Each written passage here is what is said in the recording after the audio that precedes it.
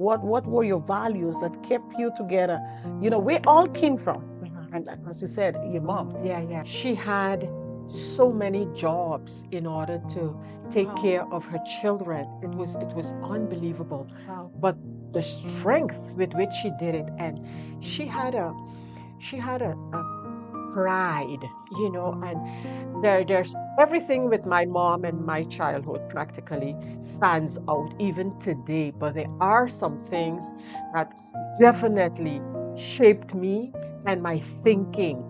And one of them was, for example, my mother abhorred persons referring to her as poor. And I remember as she would walk with, especially my sister and I, as she would finish cleaning the school where she worked, and she would take us there. Wow. And then I remember there was a lady, because we actually grew up on Aruba, and I was born on St. Martin, but my mother could not have a livelihood here for us. So she left first to go to Aruba in search of better opportunities and where she could find work to take care of her children.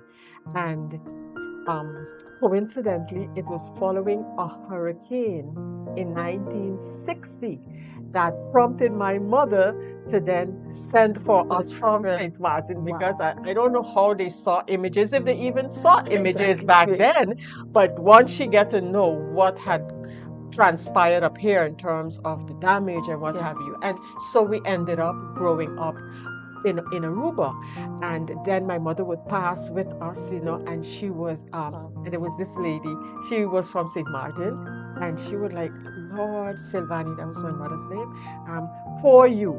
And my mother, she just detested that. And every time she would say it, my mother would correct her. And that remains so with me. I am not poor.